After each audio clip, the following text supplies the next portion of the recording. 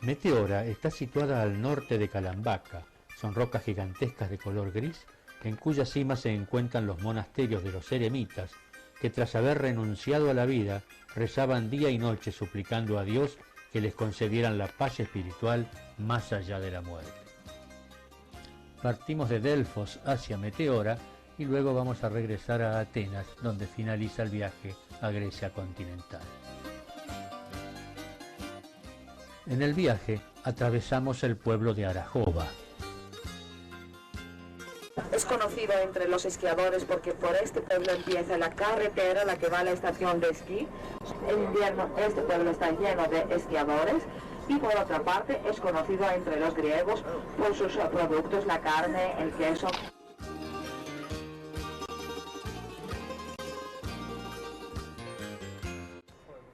Ahora a la izquierda se ve en todo su esplendor el monte Parnaso.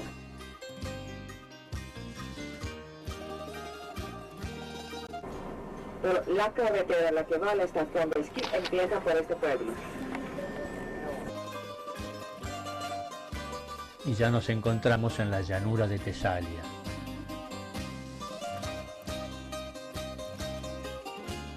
Y llegados a la ciudad de Calambaca nos ubicamos en el hotel Amalia Calambaca.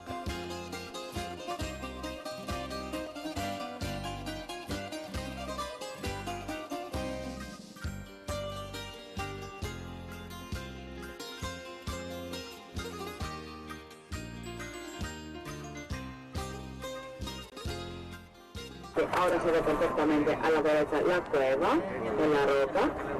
El día 23 de abril, que es el día de San Jorge, los jóvenes del pueblo de Castrati suben a la cueva y cuelgan estos pañuelos, una costumbre del pueblo. Suben con cuerdas.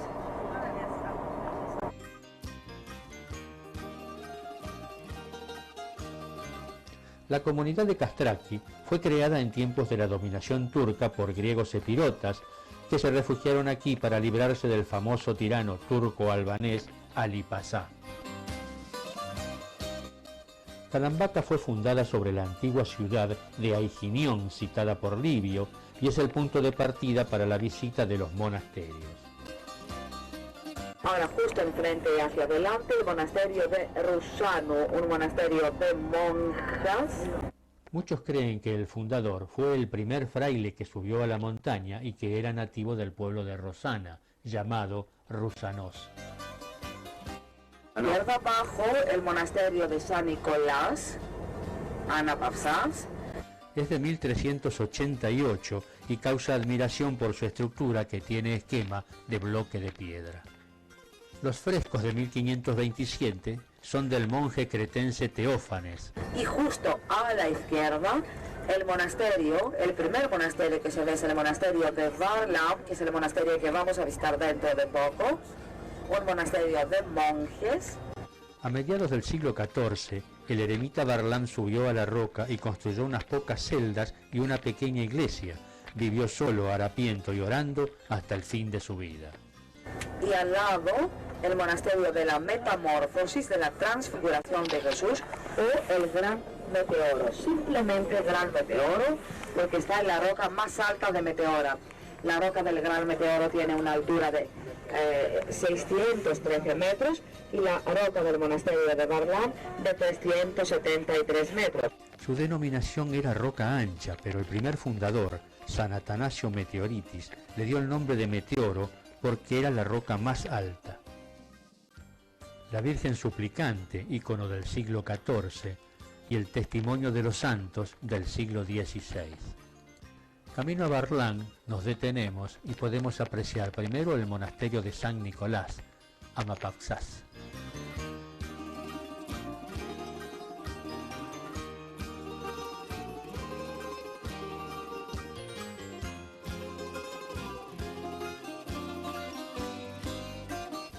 Aquí el monasterio de Varlam, al que nos dirigimos y vamos a visitar.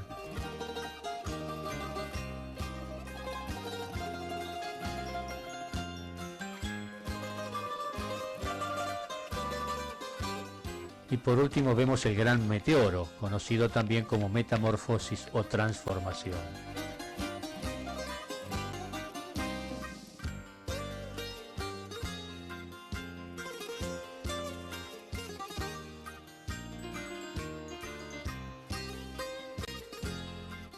Varlam, un monasterio de monjes. Gracias. De nada.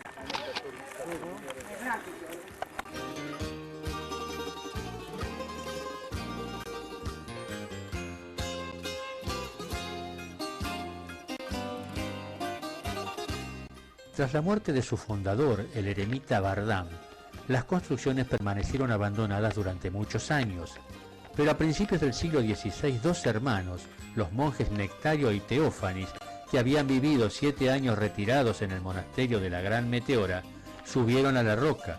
Estaban preocupados principalmente por la restauración de la iglesia de los 3 jerarcas, que ya estaba en ruinas.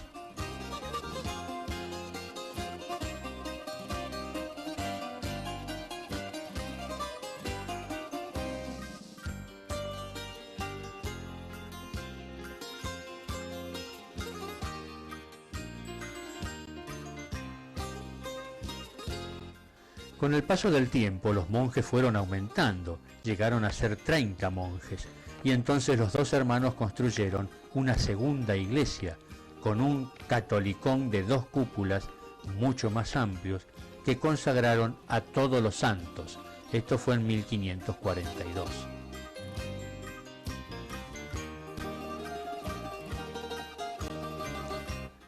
Con la muerte de Teófanes y Nectario, continuó el auge del monasterio con la llegada de otros monjes que siguieron fielmente el precepto de los fundadores, que decía: los monjes trabajadores disponen de todo en común, sustento común, vestimenta y calzados comunes, decisiones en común, alojamiento en común.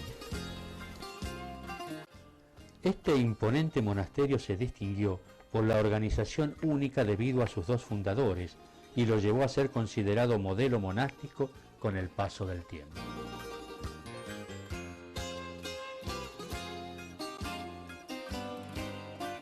En el interior tenemos el fresco Reunión de Efraín con Ciros, uno de los ascetas más célebres y prolíferos padres de la Iglesia. Y en este fresco, Santos y Sois ante la tumba de Alejandro el Grande. Es un fresco católico. Y aquí el Señor de la Gloria. Lo han visto dentro de la iglesia, que no se deja ni un trozo de la pared sin pintarlo. Esta es la asignatura de la historia del arte, se llama Horror al vacío, Horror Vacui. Les daba miedo el vacío, así que no dejaban ni un trozo de la pared sin pintarlo. Los ortodoxos tienen la costumbre, a la hora de entrar o salir de la iglesia o en general del monasterio, encender una velita echando una moneda que ayuda a la iglesia. En el momento que se enciende la velita, cada uno puede, desear lo que quiera. Está expuesto un barril, con además, del siglo XVI, donde los monjes guardaban su vino, ahora ya no tiene vino, y podía contener 12.000 litros de vino. Lo ponen aquí. Es lo que les he dicho, que el vino no falta de los monasterios. Ahora el barril simplemente está expuesto. Y aquí tenemos el gigantesco barril del monasterio con una leyenda que dice: el vino alegra el corazón. Y tenemos el sistema de la cesta, de la red, una red, como las que están expuestas aquí. Las escaleras se construyeron en el año 1923. Hasta este año la subida era muy difícil y muy peligrosa. Los monjes entraban en una cesta, una red como esta, y luego eran alzados por este sistema, que había un monje que subía la cesta hacia arriba, así. Imagínense el miedo del monje metido dentro de la cesta, de la red, con todo el ruido que hacía la red, porque es cuerda prácticamente. En el pasado, los primeros ascetas subían en andamios colgados sobre troncos penetrados en agujeros dentro de la roca. Después fueron reemplazadas por inmensas escalas de cuerda, y el visitor llegaba al monasterio media hora más tarde lleno de temor y angustia. Ahora se utilizan solamente para subir bienes materiales.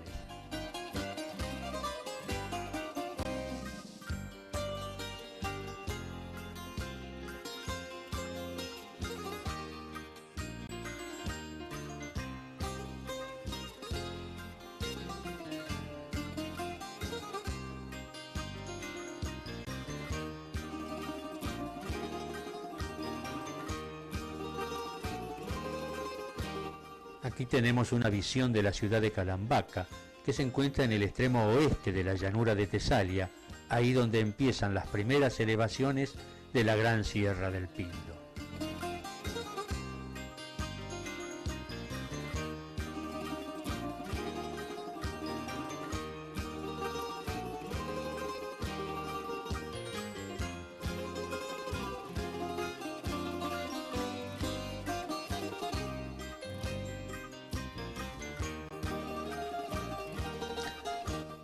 A lo lejos vemos otro de estos fabulosos monasterios y comenzamos a retirarnos de Barlam.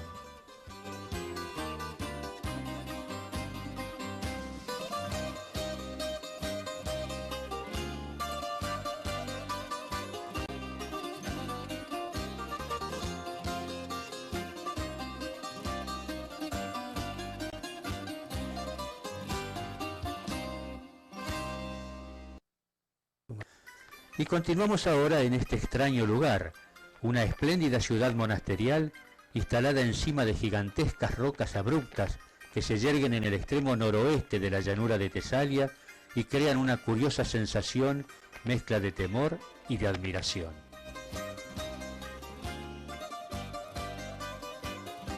El monasterio de San Esteban es el más rico de las meteoras. Se yergue en una colosal roca encima de Calambaca.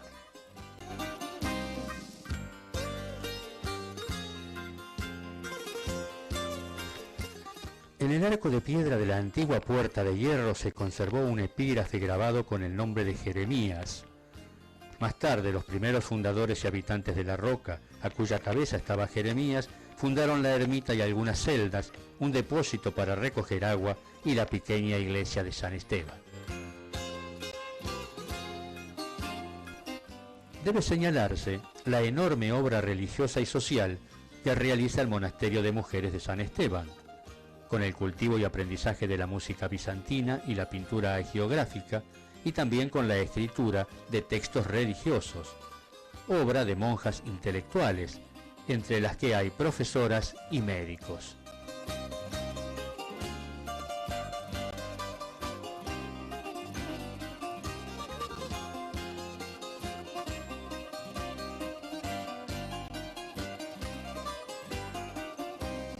Este es un sudario bordado en oro de 1857. Jesucristo Zoodotis y la humillación ulterior.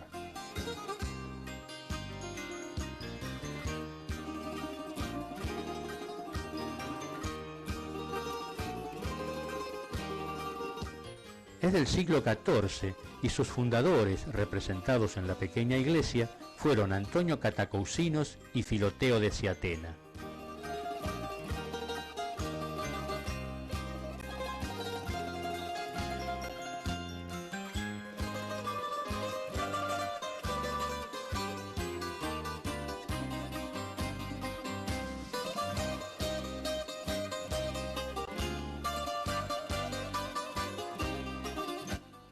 Desde la parte de atrás de la iglesia se disfruta de una hermosa vista del valle del río Piñós y la pequeña ciudad de Calambaca.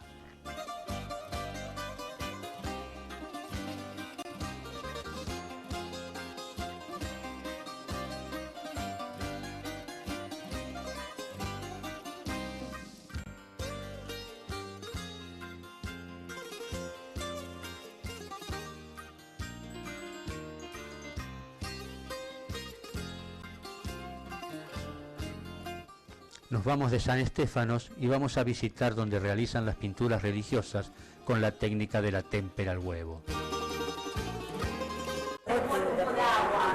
eso que la técnica se llama el huevo la témpera al huevo.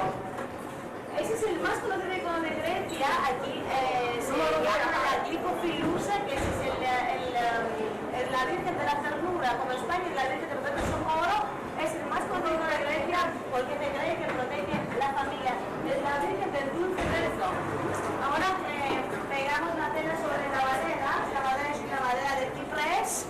Se usa el ciprés como el símbolo de la eternidad, del hipogeno del año. Por eso que hay muchos ciprés en los cementerios. Es la divina. Claro, mira.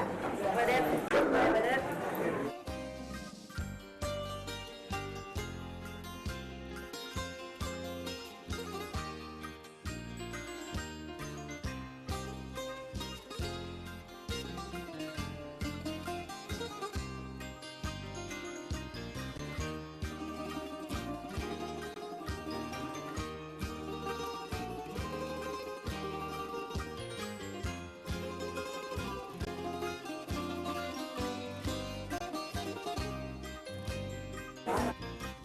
el más bonito y típico cuadro de las meteoras. En primer plano la magnífica roca de la Santa Trinidad, abajo la cuenca del Piño y arriba las cumbres del Verde Pindo que alcanzan el cielo azul. Hecho por los monjes damasquinos Arsenios e Ionas. De regreso nuevamente en Atenas y aquí finalizamos el tour de la Grecia continental.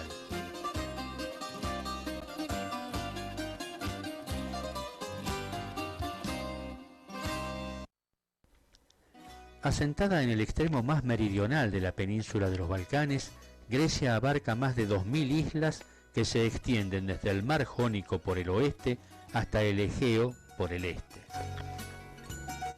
Iniciamos la visita desde el puerto del Pireo en Atenas, de allí vamos a la isla de Míkonos, luego nos trasladamos a Turquía, a Kusadasi, pasamos por Patmos, vamos a Rodas y de allí vamos hacia la isla de Creta. Por último, visitamos la isla de Santorini y retornamos nuevamente a Atenas. Nuestra primera visita es la isla de Míkonos. Míkonos es una pequeña isla de 75 kilómetros cuadrados, casi totalmente desprovista de vegetación y generalmente azotada por los vientos, pero de una enorme belleza.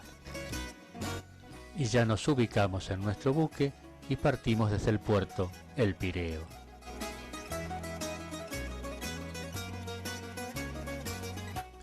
El territorio peninsular limita con Albania, Bulgaria, Turquía y Macedonia. De los 10.200.000 griegos, solamente el 10% vive en las islas.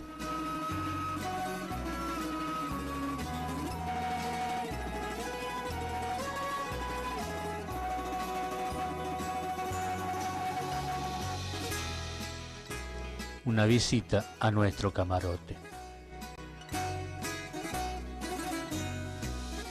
Una última vista de la ciudad de Atenas.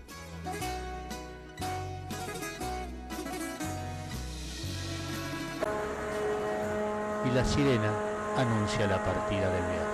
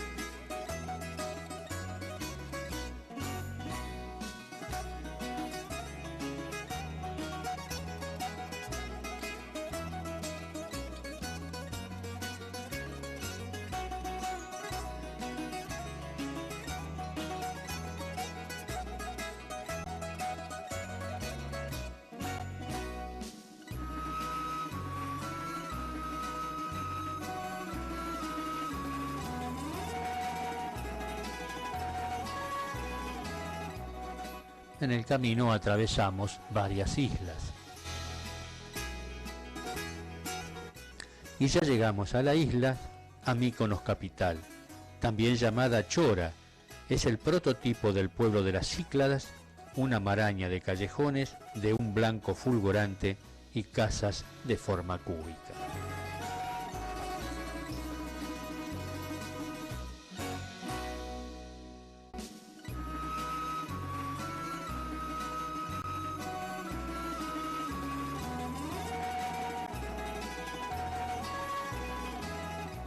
Ya en tierra comenzamos a recorrer sus calles. Cerca del puerto, construido en un laberinto de calles estrechas para protegerse de vientos y piratas, está la Plaza Mavrogeneus, que está presidida por el busto de la heroína Mandró Mavrogeneus, que obtuvo el rango de general al vencer a los turcos en Míkonos durante la Guerra de la Independencia en 1821.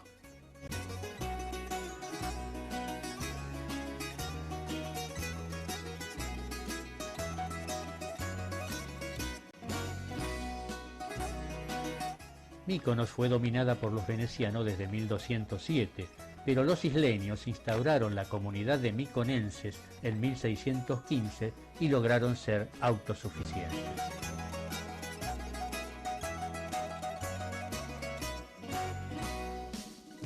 Esta es la zona denominada Pequeña Venecia, oficialmente se llama Alessandra, que es el barrio de los artistas, con altas casas de balcones pintados asomados al mar.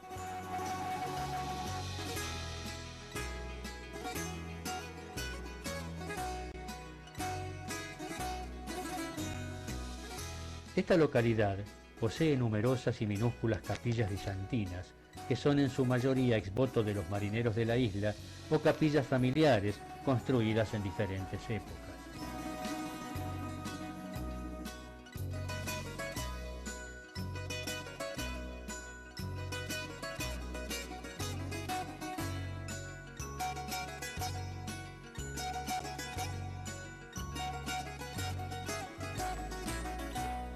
En el paseo marítimo Gialos, donde se alinean las barcas de colores de los pescadores, se encuentran los cafés y los lugares de esparcimiento de la localidad.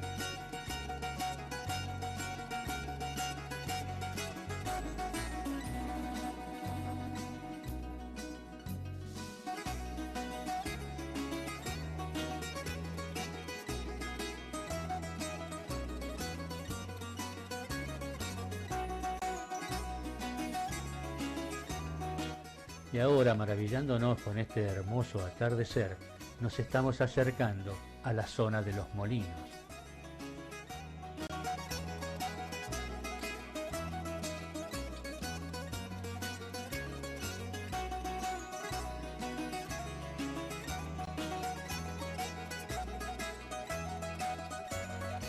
Uno de los principales atractivos de la isla y de la ciudad de Míconos son sus típicos molinos de viento.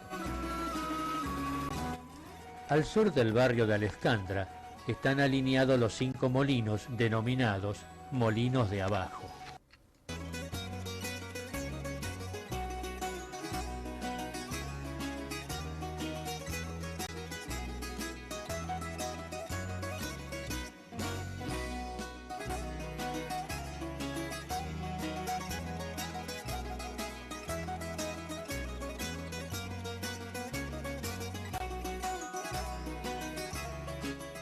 Seguimos recorriendo estas maravillosas callejuelas de la ciudad de Míconos, entre innumerables capillas de la época bizantina.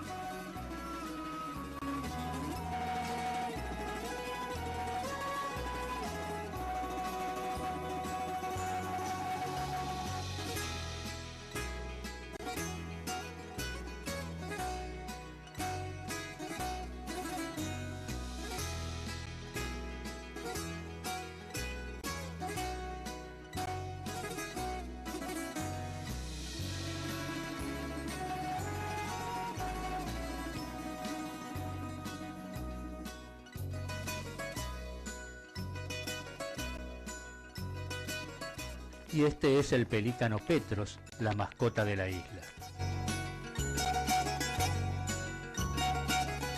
Y en el extremo oeste se halla la aislada capilla de Agios Nicolaos, que es el patrono de los navegantes.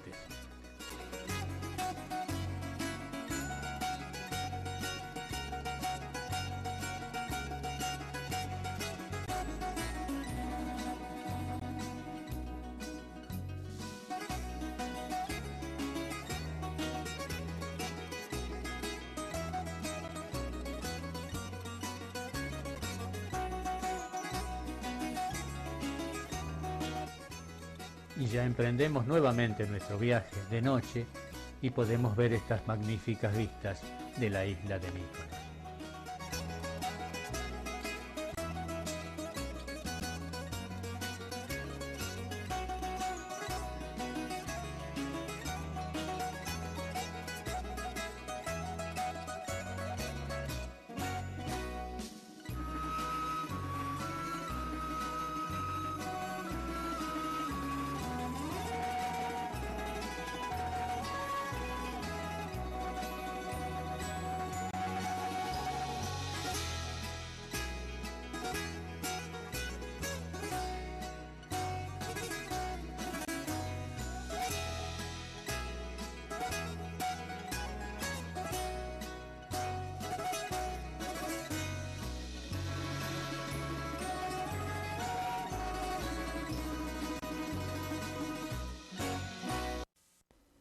En el centro de la costa egea de Turquía, en la región de la antigua Jonia, está Kusadasi, llamada la Isla de los Pájaros.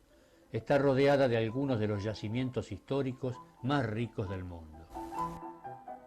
Continuando con nuestro viaje, partimos de Míkonos y vamos hacia Kusadasi. La gran extensión del Golfo de Kusadasi queda rota aquí y allá por pequeños promontorios que hacen que se formen bahías bordeadas con largas playas de arena. Y en el amanecer del día 4 de octubre del 2005 ya estamos visualizando las costas de Kusadasi.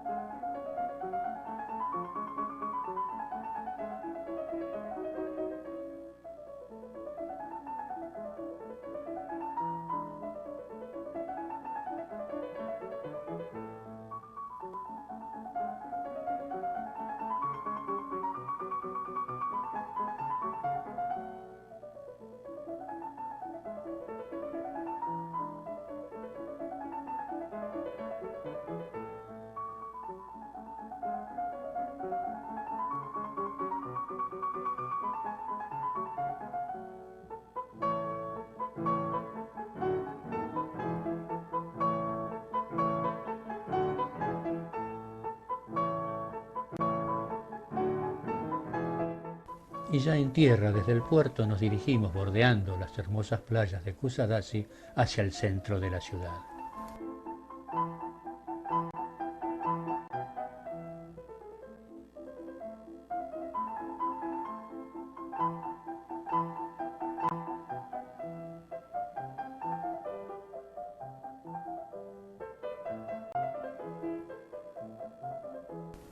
Y ya iniciamos nuestro viaje hacia la ciudad de Éfeso, que fue un centro muy importante, primero en el mundo pagano y más tarde en el cristiano, por detrás únicamente de Atenas, pero más importante en su momento que el propio Jerusalén.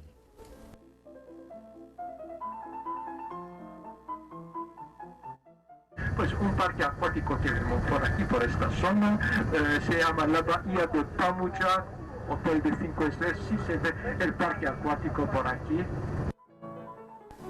Es una de las 3 ciudades diseñadas por el arquitecto Hipodamo, que vivió en Mileto en el siglo IV a.C. La estructura empleada en Mileto se utilizó posteriormente en Éfeso y en Priene. Esa ciudad, en la época romana, tuvo una población de 250.000 habitantes. Es decir, en la época romana, que fue la quinta gran provincia del Imperio Romano. El ágora helenística fue el mayor centro comercial de la ciudad. En su origen estaba rodeada de pórticos y tiendas donde se efectuaba el intercambio de mercancías, las que llegaban al puerto por mar y las que llegaban por tierra en caravanas procedentes de Anatolia. Aquí podemos ver cómo era en esta reconstrucción. Esta es tubería de tierra cocida que utilizaban en esa época. El Odeón, conocido como Parlamento, fue construido en el siglo II después de Cristo. Era el lugar donde los miembros de la asamblea de la ciudad, nobles y sacerdotes, se reunían a discutir cuestiones y decisiones relacionadas con la vida y el desarrollo de la ciudad. Como estamos enfrente de una plaza, es que la ciudad tuvo dos plazas. La primera, esa plaza fue estatal, entonces tenían el Parlamento para manejar todo. Como apareció en esa zona la democracia, decimos, en Asia Menor, hace 2000 años, hacía reuniones, se juntaban todos. Por aquí los diputados, pero en esa condición, cuando hacía fresco, frío o digamos lluvia, no, es que los arqueólogos se dieron cuenta que estaba cubierto con ¿qué? Con un techo, y el techo que fue de madera. que fue la artesanía de aquella época, de la época, digamos, del arte jónico. Pues vamos a hablar del arte jónico corintio dórico. Antiguamente la región se llamaba la Jonia y fue una confederación, la liga, y fue al principio, cuando no estaban aquí los romanos, fue una de las 12 ciudades que formaban la confederación jónica. Éfeso no era la más importante, había otra ciudad que se llamaba Ceos, que era, digamos, lo que representaba la Jonia. Vamos hacia el Palacio Municipal. Capitel lleva hojas de acanto. En las laterales vemos dos columnas. En los capiteles que llevan cuernos, huevos estilizados, que es el jónico. El Palacio Municipal o Pritáneo se empezó a construir en el siglo I y se terminó en el siglo III después de Cristo. Constaba de una gran plaza central, rodeada de unos pórticos con columnas, y de las viviendas de los sacerdotes llamados cureti, cuyos nombres están grabados en las columnas, y sacerdotisas de Artemisa, jóvenes nobles y vírgenes, destinadas a hacerlo toda la vida, cuyo cometido consistía en mantener siempre encendido el fuego sagrado que ardía en el centro del Palacio Municipal.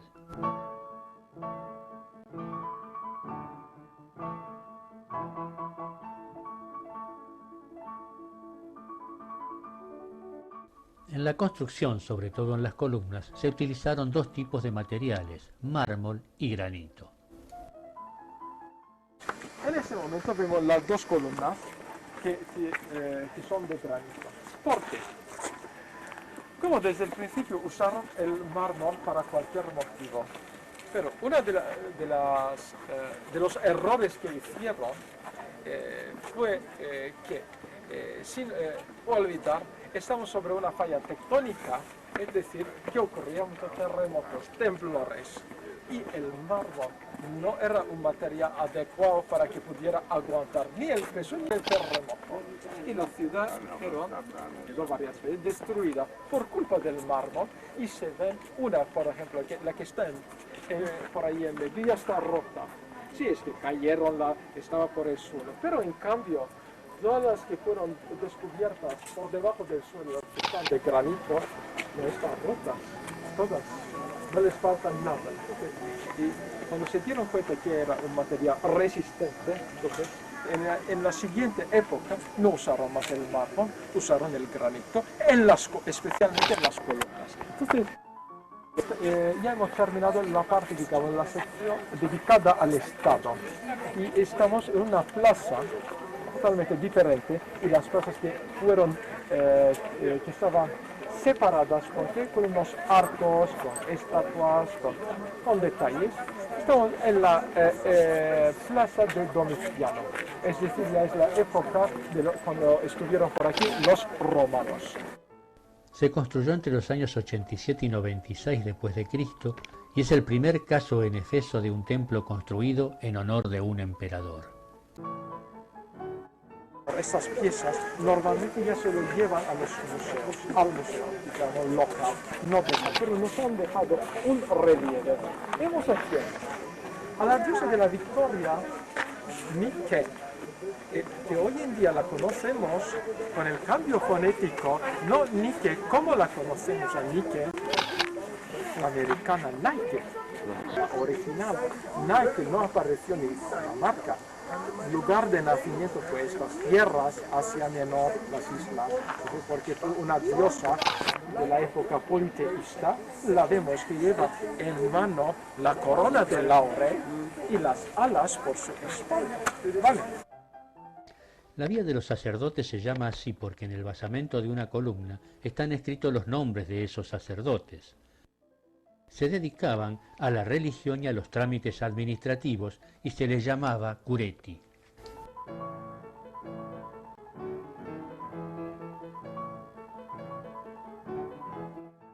Aquí tenemos un grupo de arqueólogos trabajando en las ruinas de Efeso.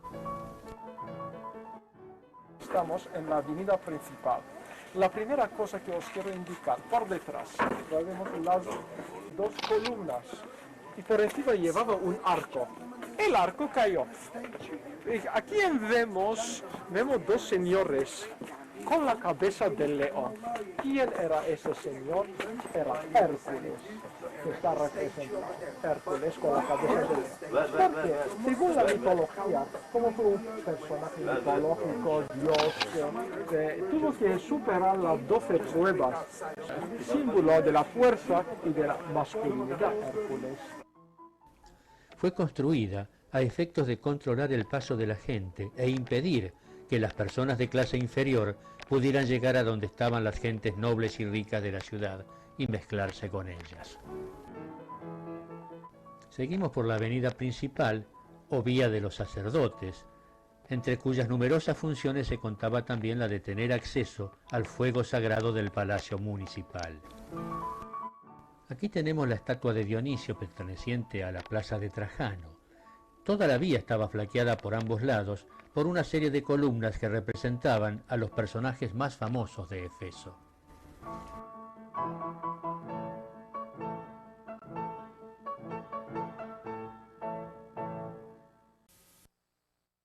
Por la mitología griega y latina sabemos que Artemisa era la diosa de la casa y de la castidad.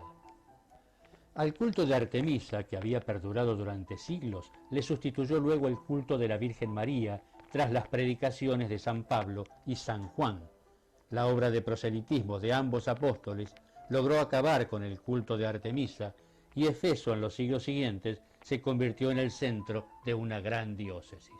Debido a esto, el templo se convirtió en cantera para las iglesias de Santa Sofía de Constantinopla y San Juan de Éfeso.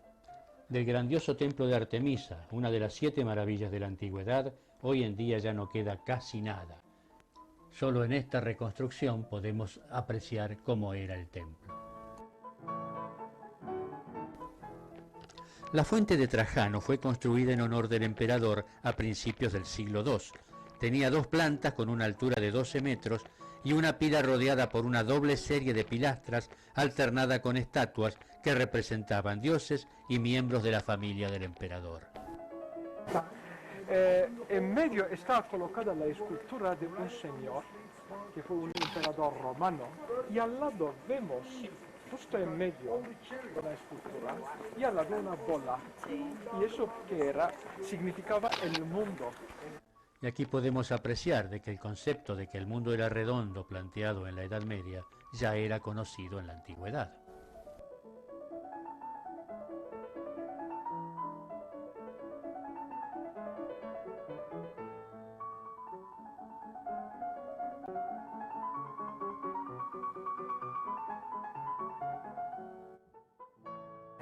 En la antigüedad también, 2000 años antes, ya conocían la costumbre de la siesta. Para echar la siesta, ¿qué hacían? Cuando quedaba vacía la carretera por la tarde, sacaban las 2 piedras que tapaban y dejaban correr el agua. Era una manera para limpiar y para refrescar. De las estatuas que contenía la fuente se han encontrado 12. Aquí podemos apreciar cómo era esta fuente en esta reconstrucción. El barrio residencial, pero de los ricos, muy normal, usaron buen material y pudieron sobrevivir. En las excavaciones apareció un tesoro. ¿Cómo fueron hechas las casas? En terrazas. Es decir, la casa que estaba más abajo, su techo servía de terraza para la que estaba arriba, más arriba, todas las escalonadas, así, para aprovechar de la vista del panorama de la ciudad, y también era la mejor solución para que se fuera el desagüe, todo para una medida higiénica también. Pues, la cosa que vemos para abajo fue las tiendas, el negocio de las casas, porque algunas tiendas por dentro llevan escaleras para que pudieran subir y de contacto. Y la cosa que nos llama la atención por aquí, el mosaico. En esta ciudad siempre me preguntan los mosaicos.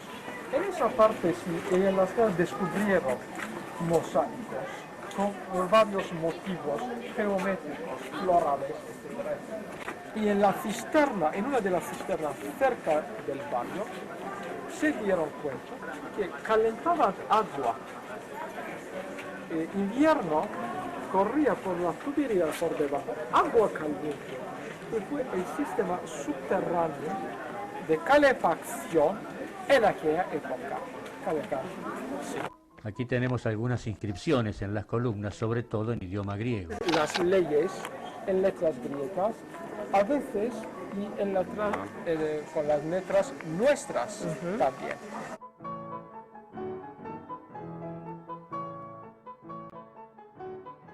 Columna diferente, cada digamos mármol distinto por aquí son digamos columnas con estrías dedicado a quién, a Adriano, ¿sabes?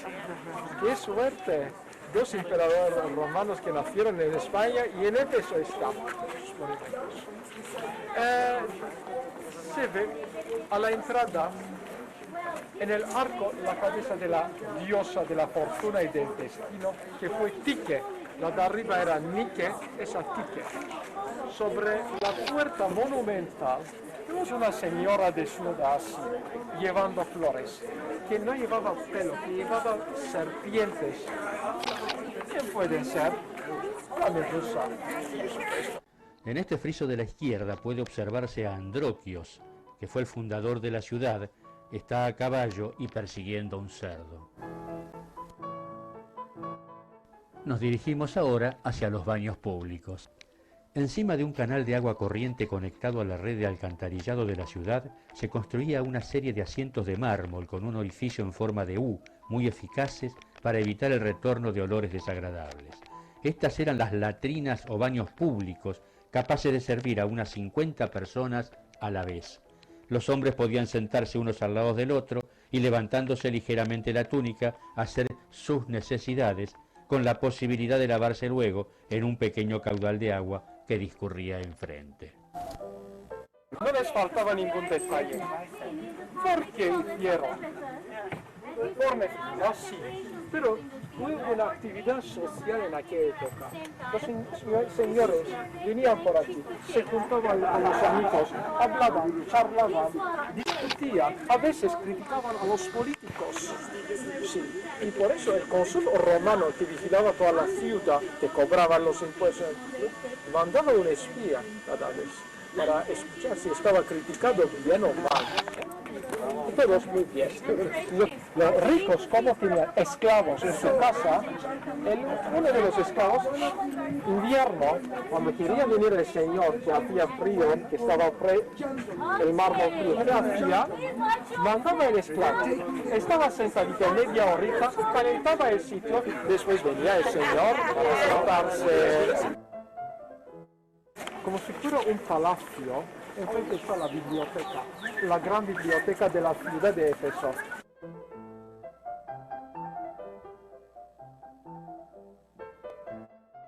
La obra maestra, digamos, de los arqueólogos, entre los años 70 y 77, en 7 años, pudieron levantar todo, porque todo estaba por el suelo. Al principio, lo que descubrieron fue el basamento, los escalones allí, la entrada, y después todo estaba. Poco a poco pudieron componer como un trabajo, como si fuera rompecabezas. Y al final apareció la fachada imperial, digamos, del edificio. Está hecha al estilo compuesto. La mezcla del jónico con el corintio. En los capiteles se nota el corintio, las voluptas, los cuernos y las hojas de acanto. Hicieron una mezcla. Y a la entrada, lo que nos llama la atención son las 4 esculturas, que cada escultura tenía un significado.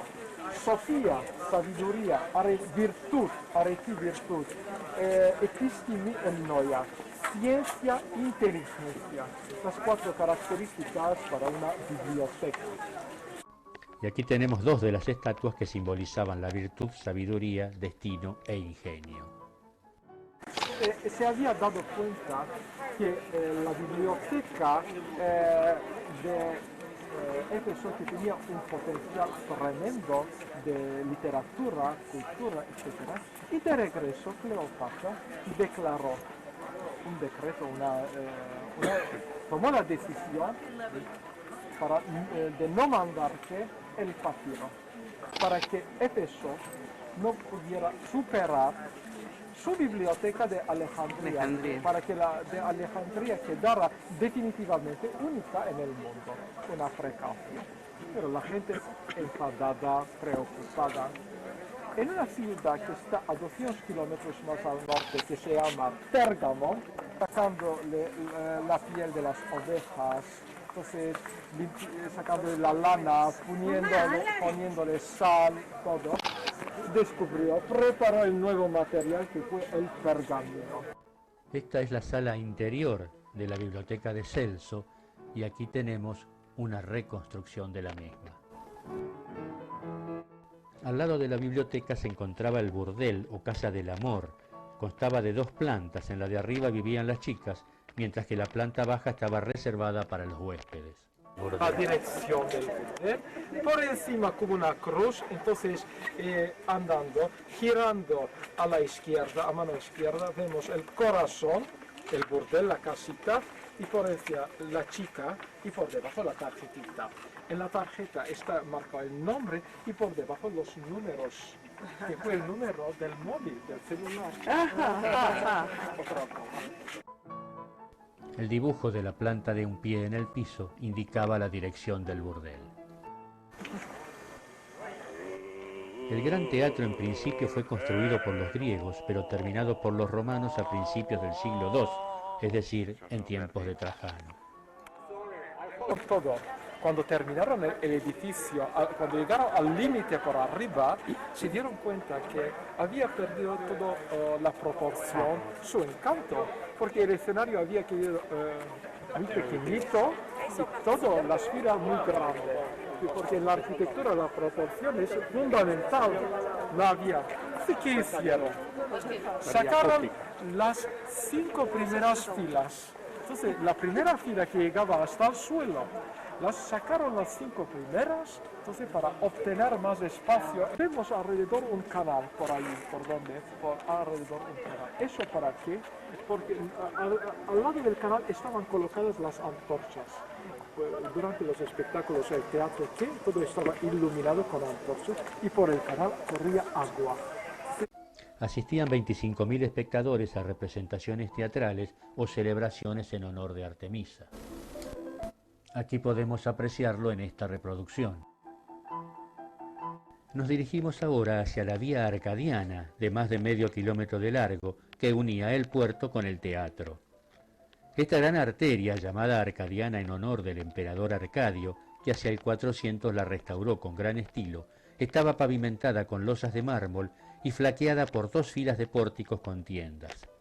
Por la noche, al menos en tiempos de Arcadio, estaba iluminada con una serie de antorchas, y precisamente por esta vía hizo Cleopatra su entrada triunfal en Efeso. Aquí, en esta restauración, podemos apreciar tal cual era en aquella época. Y ahora retornamos al barco para continuar nuestro viaje por las islas griegas.